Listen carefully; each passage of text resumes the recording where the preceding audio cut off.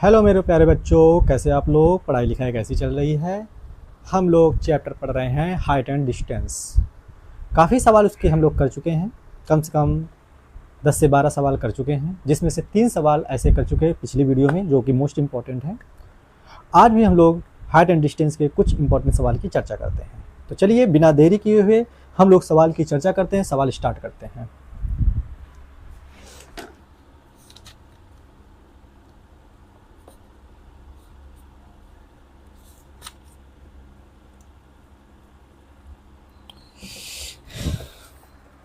चलिए, क्वेश्चन लिखा है क्षैतिज तल पर स्थित ओ से, क्षैतिज पर मतलब कि जमीन पर स्थित एक बिंदु है ओ से, उसी तल पर खड़े एक ऊर्ध्वाधर मीनार के शीर्ष का उन्नयन कोण 30 अंश है। देखो, ये एक मीनार है, ये मीनार है। इस मीनार की ऊंचाई जो दी गई है, सॉरी, ये ओ यहाँ से है, मतलब कि क्षैतिज पर ओ बिंदु है और उसी क्षैतिज पर एक मीनार है, तो उसका उन्नयन कोण जो बन रहा है, ये कह रहा है कि 30 अंश बन रहा है। ओ बिंदु है, उन्नयन कोण कितना बन रहा है? 30 अंश बन रहा है। ये हमने बना दिया, ठीक है। मीनार की ओर 80 मीटर चलने पर, यहाँ पर कोई व्यक्ति मीनार की ओर चल रहा 80 मीटर, 80 मीटर चलने के बाद हमने माना यहाँ पर आ गया, ठीक ना। ये कितना चला? 80 मीटर चला, 80 मीटर, ये 80 मीटर चला। चलने के बाद जो मीनार का चलने पर उन्नयन कोण 60 अंश हो जाता है। 80 मीटर जैसे चला तो उसका उन्नयन कोण अभी कितना हो गया? इस शीर्ष से कितना हो गया? ये 60 अंश हो गया। कितना हो गया? ये 60 अंश। तो हमने कह दिया ये 60 अंश हो गया, ठीक है यहाँ तक। तो कह रहा बेटा मीनार की ऊंचाई बतानी है। क्या बताना है? मीनार की ऊंचाई बतानी है, ये हमें बताना है। तो माना मीनार की ऊंचाई हो गई h, ठीक। और यहां से यहां तक हमने मान लिया, इसको दूरी को मान लिया x मान लिया, ठीक है, यहां तक मान। हमें मीनार की ऊंचाई बतानी है, तो मतलब कि अगर ये पता चल जाए तो आ जाएगा, लेकिन हमें तो ये पता है, कोई बात नहीं। तो पहले ओ लिया और ये ए बिंदु लिया, इसको बी ले लो, इसको सी ले लो। तो लिखेंगे माना मीनार की ऊंचाई, माना मीनार की ऊंचाई बराबर h। कितनी हो जाएगी? h हो जाएगी, ठीक। ए बी कितना लिया हमने? ए बी जो दूरी है, ये कितना लिया हमने? x लिया, जो मान रहे हैं। अब देखो क्या करेंगे हम लोग, पहले ये वाला त्रिभुज देखेंगे, छोटा वाला त्रिभुज ए बी सी में। तो लिखेंगे समकोण त्रिभुज, ऐसे भी लिख सकते हैं, समकोण त्रिभुज ए बी सी में, समकोण त्रिभुज ए बी सी में। तो बेटा लंब है और आधार है, इसकी कर्ण का कोई यहाँ पर मतलब नहीं बनेगा।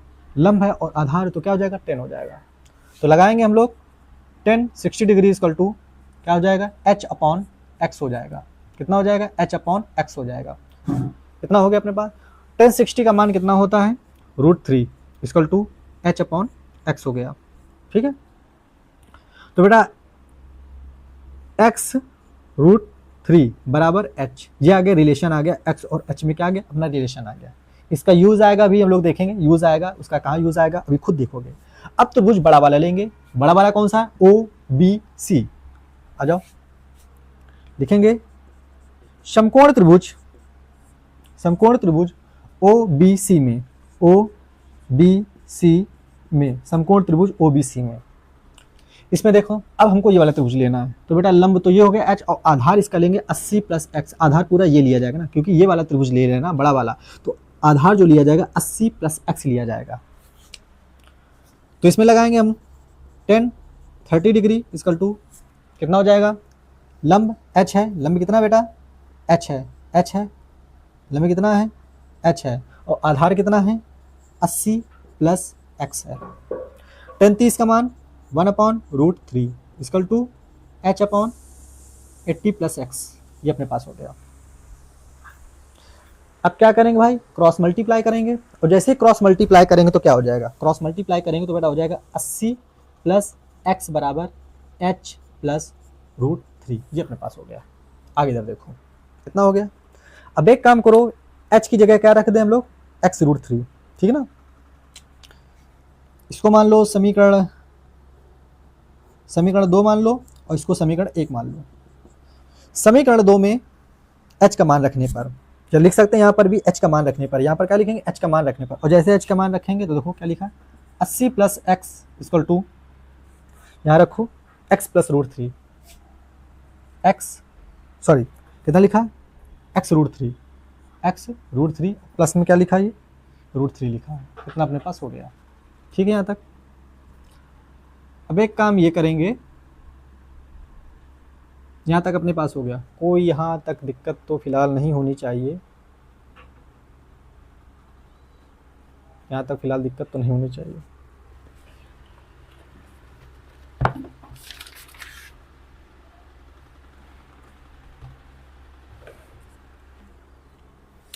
एक काम करो, देखो ध्यान से दो, हमें h की वैल्यू निकालनी तो x क्यों फिलहाल हम लेथन में लें, तो या काम करो एक बार, यहाँ से x का मान निकाल लो सीधा, यहाँ से अगर x का मान निकाल, देखो इधर x का मान अगर निकालेंगे तो x इधर आएगा और ये h अपॉन रूट थ्री हो जाएगा, तो मतलब x की जगह h अपॉन रूट थ्री, क्योंकि h का मान निकालना, x से कोई मतलब नहीं है, तो यहाँ रख दो, तो जाएगा 80 प्लस x की जगह कितना रखेंगे h अपॉन रूट थ्री और बराबर h प्लस रूट थ्री हो जाएगा।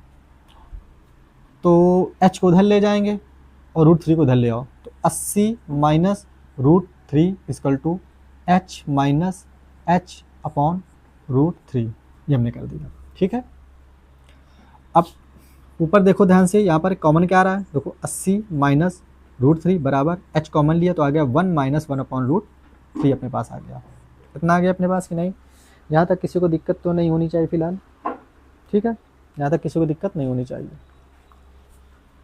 अब देखो 80 माइनस रूट थ्री बराबर h हो जाएगा रूट थ्री माइनस 1, नीचे क्या हो जाएगा रूट थ्री हो जाएगा, क्या हो जाएगा रूट थ्री हो जाएगा।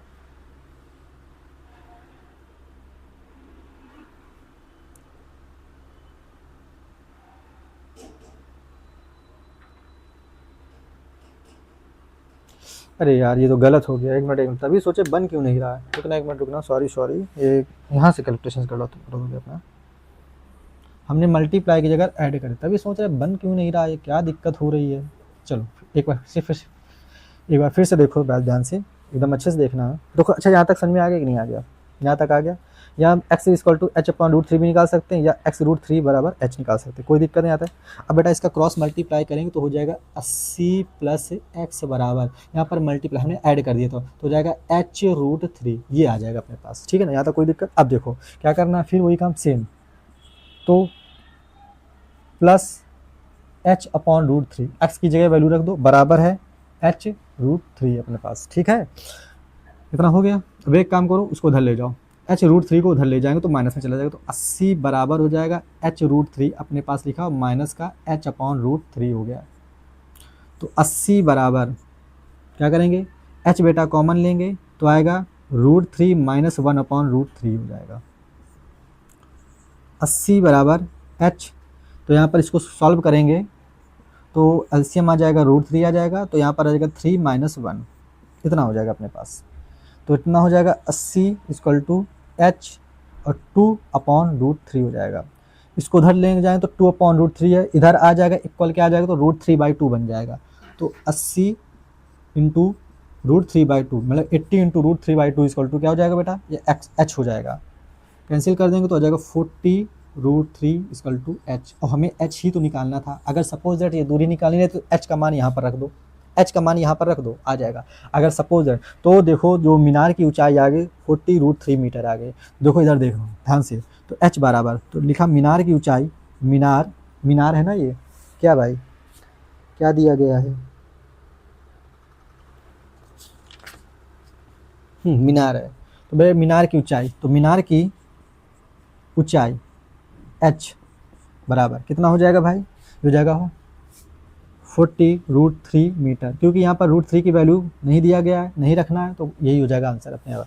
अगर मान लो यही होता है ए बी की दूरी बताओ, मतलब कि जहाँ बिंदु पर पहुँच गए तो दूरी बताओ, तो x की वैल्यू बताओ कितनी आ जाती है, तो x बराबर कितना बता h अपॉन रूट थ्री है, ठीक ना। तो h की वैल्यू यहाँ पर रख दो, तो h की वैल्यू कितनी है 40 root three upon root three, ये दोनों कैंसिल हो गया, तो बताओ कितना आ गया 40 मीटर आ गया। तो अगर सपोज दैट आपसे कह देता x की वैल्यू बेटा निकालो, तो यहाँ पर निकाल सकते, बताओ आया।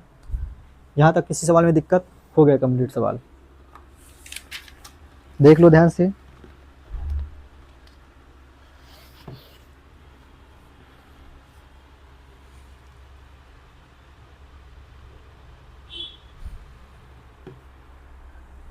इसी टाइप का एक सवाल और कराने जा रहे हैं, देखना ध्यान से। चित्र बनाना बहुत अच्छे से सीख लो, चित्र अगर बना लोगे तो पूरा सवाल आपका अच्छे से हो जाएगा।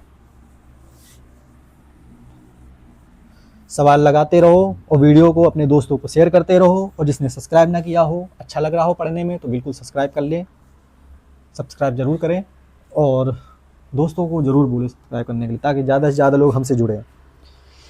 लिखा है 36 तल पर बिंदु ओ से उसी तल पर खड़े एक ऊर्ध्वाधर मीनार के शीर्ष का उन्नयन कोण 30 अंश है। सेम सवाल है, देखो सेम सवाल है, 30 अंश है। फिर क्या कह रहा है, फिर ये कह रहा है कि मीनार की ओर 40 मीटर चलने पर 60 हो जाता है। बेटा मीनार की ओर कितनी चल रहे हैं हम लोग, 40 मीटर चल रहे हैं। सेम सवाल है, 40 मीटर चल रहा है। तो बेटा कह रहा है मीनार की ऊंचाई बताओ, तो माना ये हो जाएगा x हो जाएगा, तो मीनार की ऊंचाई बतानी, तो ये निकाल लोगे, ये निकाल लोगे। तो बेटा जो इसमें h का मान आएगा, मीनार की ऊंचाई आएगी, तो आंसर के लिए बता दे रहे हैं, आप इसको कंप्लीट लगाना, कोई दिक्कत परेशानी तो बताना। तो ये वाला सवाल आपका होमवर्क है, ये आपको लगाना है। ये क्या करना है, आपको लगाना है सवाल, ठीक है ना। चाहो तो वीडियो रोक करके ये सवाल लगा सकते हो, वीडियो रोक करके सवाल लगाओ, ठीक है ना, लगाओ लो आराम से, ठीक है। बाद में ना लगा पाओ तो वीडियो रोक करके लगा सकते हो।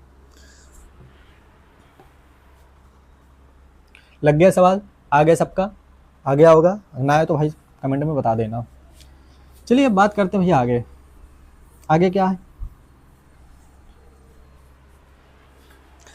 लिखा है, सवाल क्या दिया गया भैया, लिखा 8 मीटर ऊंचे भवन के शिखर से एक मीनार के शिखर का उन्नयन कोण, मतलब भवन भी दिया गया और ये मीनार भी दिया गया। तो भैया भवन छोटा होगा और मीनार जो होगी ऊंची होगी, तो भवन ये हो गया और मीनार अपनी ये हो गई, ये हमने मीनार बना दिया, उनका ऐसे हमने आधार मिला दिया।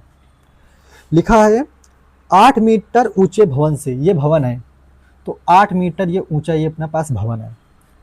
मीनार के भवन 8 मीटर ऊंचे भवन के शिखर से एक मीनार के शिखर का उन्नयन कोण, मीनार के शिखर का, ठीक है ना। भवन के शिखर से मीनार के शिखर का जो उन्नयन कोण बन रहा है, कितना बन रहा है, 60 बन रहा है। और जो एंगल लेंगे तो पूरा ये नहीं लिया जाएगा, ये लोग आधार, ये आधार बनाएंगे, फिर एंगल आएगा, ये कितना आएगा, 60 अंश आएगा। इतना हो गया, 60 अंश आ गया।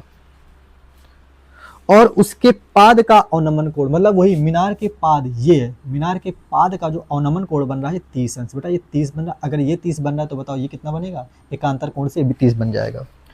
तो बेटा क्या निकालनी, मीनार की ऊंचाई बतानी है हमें, क्या बताना, मीनार की ऊंचाई, ये हो गई मीनार की ऊंचाई। तो माना मीनार की ऊंचाई कितनी है, h है, कैपिटल h मान लो, चलो माना है ना, मीनार की ऊंचाई कितनी है, h है, इतना दिया गया, तो हमें ये बताना है। तो इसको a मान लो, ये b मान लो, ये c मान लो, a b c, और ये d हो गया और ये e हो गया, ठीक, ये हो गया। तो माना भवन की ऊंचाई AC बराबर 8 मीटर है, देखो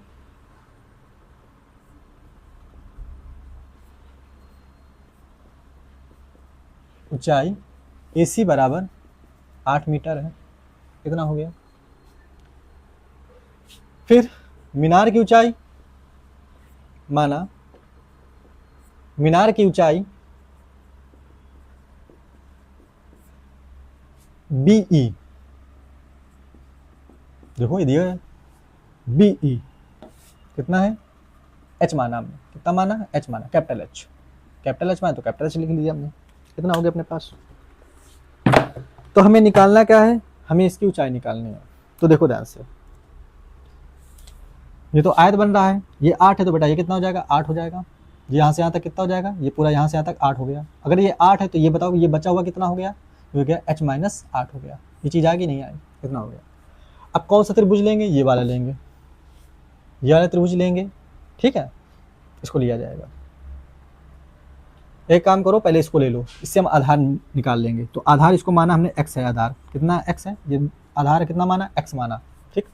तो इस त्रिभुज से हम पहले ये निकालें, क्योंकि यहाँ पर हमें आधार की जरूरत पड़ेगी, क्योंकि ये पता नहीं है और ये निकाल, क्योंकि ये भी नहीं पता है, तो ये दोनों फिर दिक्कत हो जाएगी में। तो पहले क्या निकालेंगे, त्रिभुज ABC में,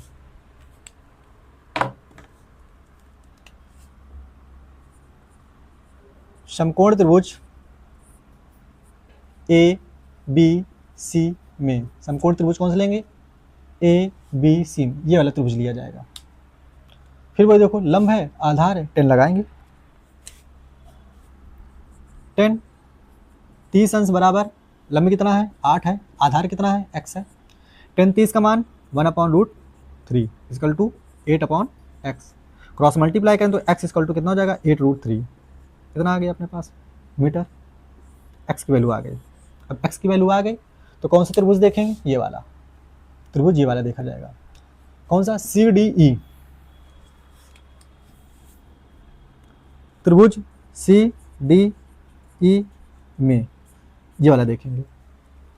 क्या दिया गया है, लंब h-8, आधार कितना है, आधार जो होगा यही तो होगा, तो आधार अपना कितना लिखा 8√3, तो बेटा x की वैल्यू आई है 8√3 आई, अगर ये 8√3 है तो बताओ ये वाला भी हो जाएगा 8√3 हो जाएगा, ये चीज़ आएगी नहीं आएगी, 8√3 हो जाएगा। तो 10 60 60 बराबर कितना हो जाएगा h-8 अपॉन कितना हो जाएगा, आधार कितना है 8√3 है, हमें निकालनी h की वैल्यू निकालनी है, अगर h का मान आएगा तो सब कुछ आ जाएगा। 10 60 का मान कितना होता है √3 बराबर h-8 अपॉन 8√3, क्रॉस मल्टीप्लाई करेंगे तो बेटा इधर आएगा तो हो जाएगा √3 इंटू 8√3 इक्वल टू h-8, कितना हो गया √3 3 बन जाएगा, तो 8 इंटू 3 8 3 24 24 इक्वल टू h-8, 8 इधर आएगा तो 24 प्लस 8, तो h की वैल्यू बताओ कितनी आ गई, 8 4 12 32, तो आ जाएगी बेटा 32 मीटर आ जाएगी। तो ये बताओ कि क्या दिया गया था, ये भवन और मीनार, तो मीनार की ऊंचाई बताओ कितनी आ गई, तो बोलोगे मीनार की ऊंचाई आ गई 12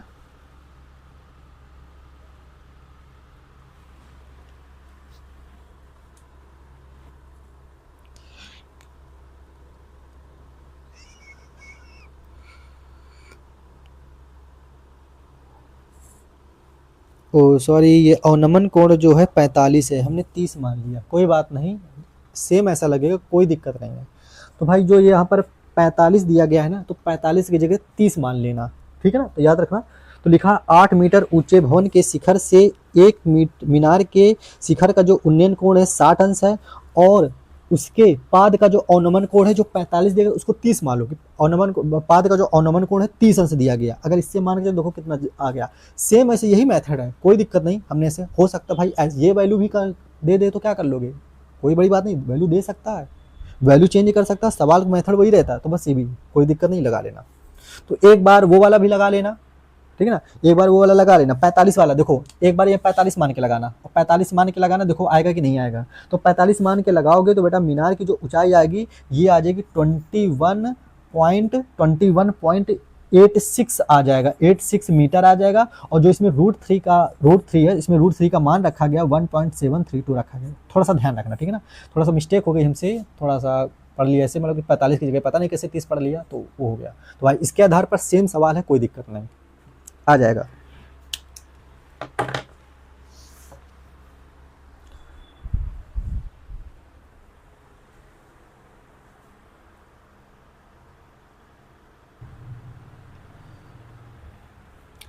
चलिए अब आगे चलते हैं, हम लोग सवाल करते हैं। ये सवाल जो है 2025 का आया हुआ क्वेश्चन है, लिखा एक समतल जमीन पर खड़ी मीनार की छाया उस स्थिति में 30 मीटर अधिक लंबी हो जाती है, ठीक है ना, देखो समतल पर एक मीनार खड़ी है, और मीनार जो भाई खड़ी रहेंगी तो हमेशा क्षैतिज पर लंबवत ही खड़ी रहेंगी, याद रखना, खड़ी है।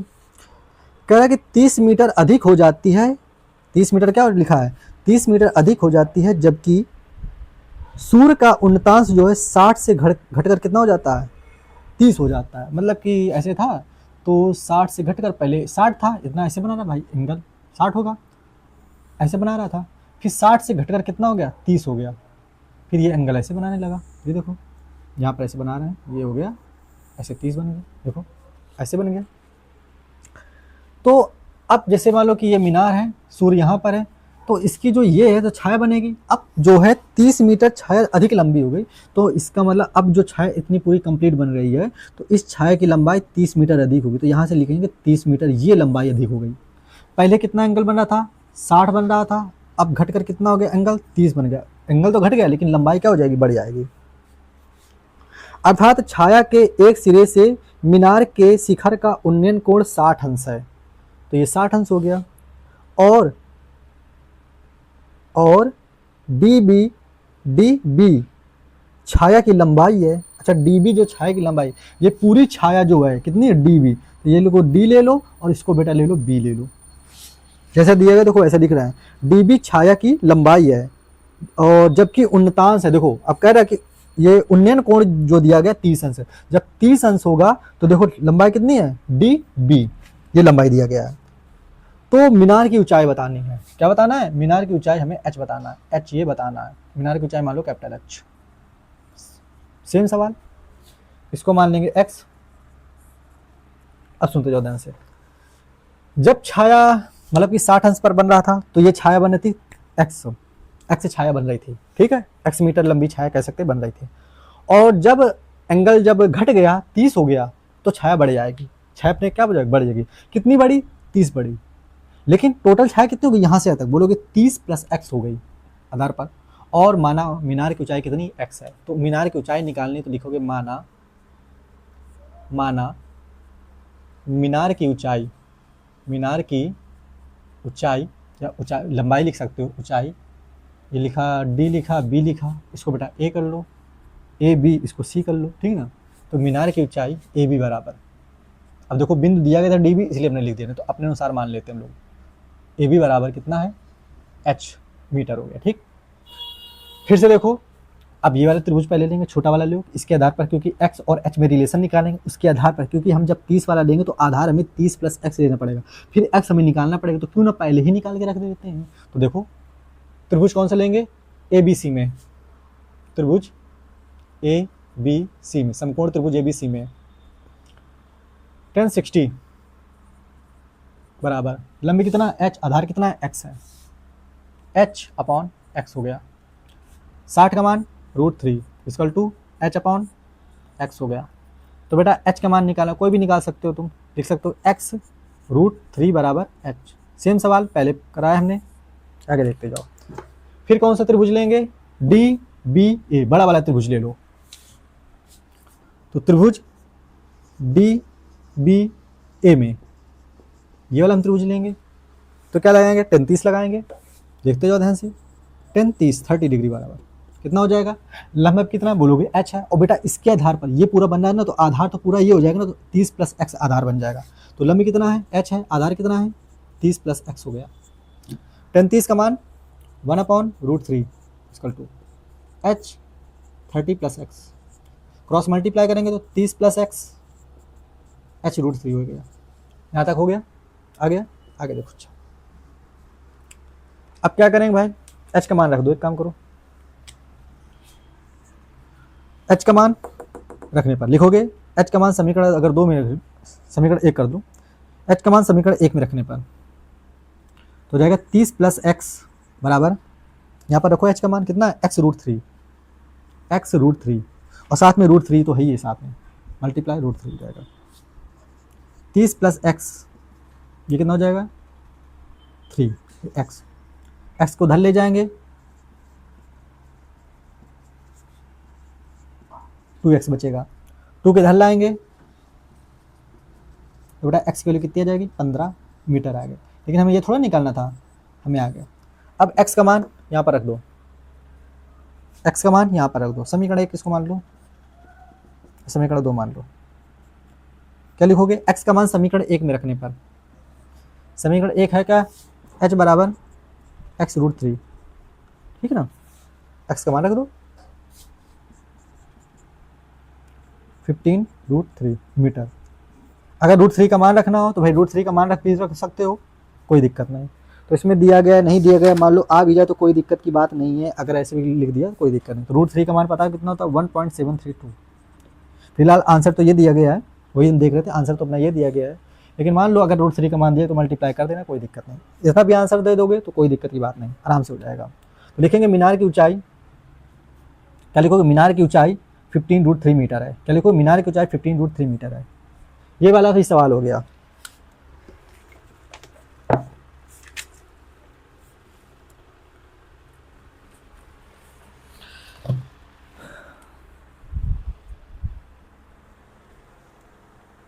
अब देखो ध्यान से, अभी जो क्वेश्चन हम कराने जा रहे हैं ये वाला भी क्वेश्चन 2025 में आया हुआ है। तो ये सवाल आ गया, कोई दिक्कत परेशानी तो नहीं इसमें। चलिए आगे बढ़ते हैं हम लोग, अगला क्वेश्चन की बात करते हैं। अगले क्वेश्चन की बात करेंगे भाई, सवाल लगाते रहो, पढ़ते रहो अच्छे से, हम पढ़ाते रहेंगे। क्रम से करा है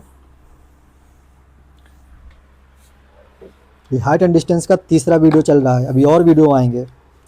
देखा बेटा, एक वृक्ष है, ऊपरी भाग से टूट गया, लगकर जमीन से लग जाता है। ध्यान समझना, जैसे मान लो एक वृक्ष है, ये ऐसे वृक्ष है, जैसे वृक्ष दिया गया है ये बेटा, ऐसे वृक्ष ये दिया गया, लंबा लंबा से ऐसे वृक्ष दिया गया। एक वृक्ष का जो ऊपरी भाग है टूट कर जमीन से लग गया। सपोज दैट हम कह रहे हैं कि यहाँ से टूट गया, सोचो यहाँ से टूट गया ये, अब टूट जाएगा तो बेटा ऐसे लग गया। देखो ये चीज जैसे है, जैसे हमने कह दिया ये है, ध्यान समझना। अगर ये वृक्ष है, ये पूरा नीचे तक है, यहाँ से ऐसे टूट गया, टूटने के बाद ऐसे जमीन से ऐसे लग जाएगा। क्यों ऐसे लग जाएगा? तो जो इसकी हाइट होगी वही तो इसकी हाइट होगी। एक एग्जांपल के तौर पर ले रहा है, देखो अगर मान लो हमने इसको ऐसे कह दिया तो ऐसे टूट कर ये लग जाएगा, तो जो इसकी हाइट होगी वही तो इसकी हाइट होगी।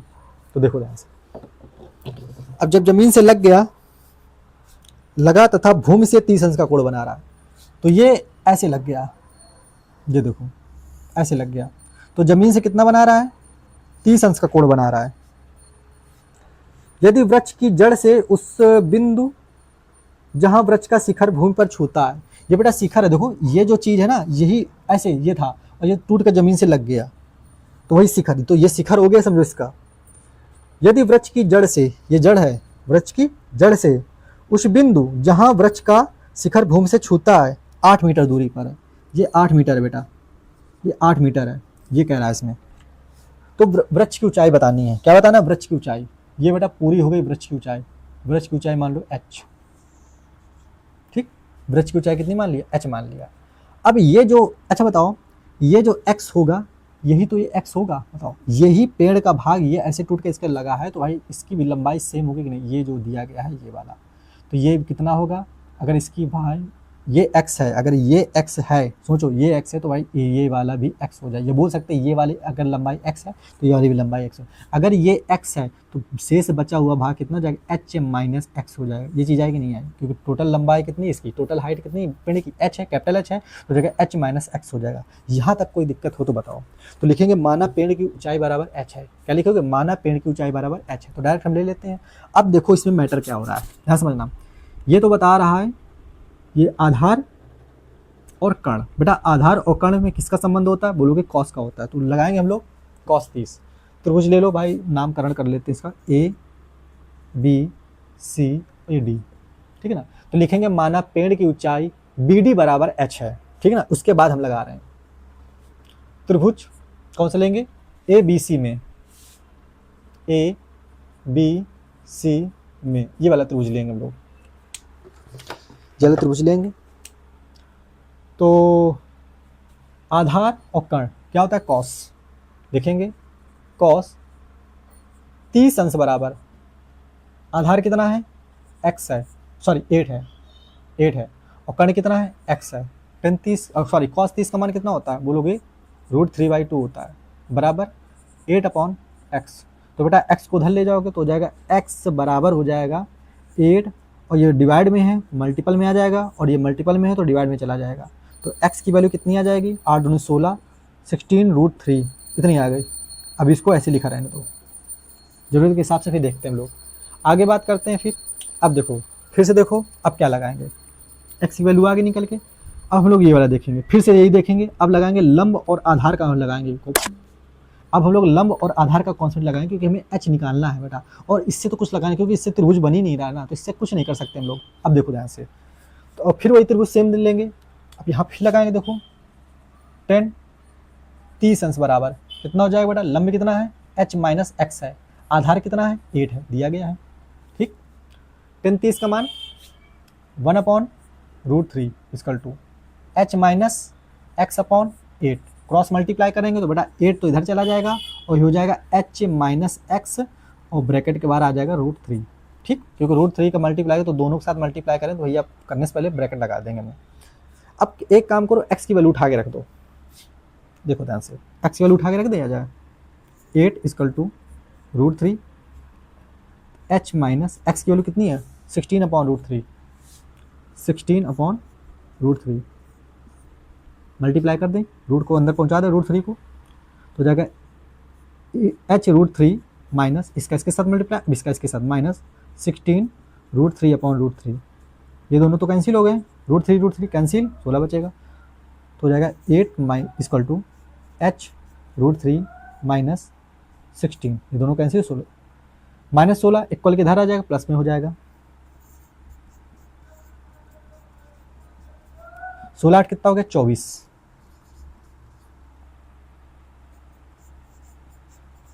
ठीक है। अब लिख सकते हैं h√3 इक्वल टू 24, √3 को उधर ले जाएंगे, देखते जाओ ध्यान से,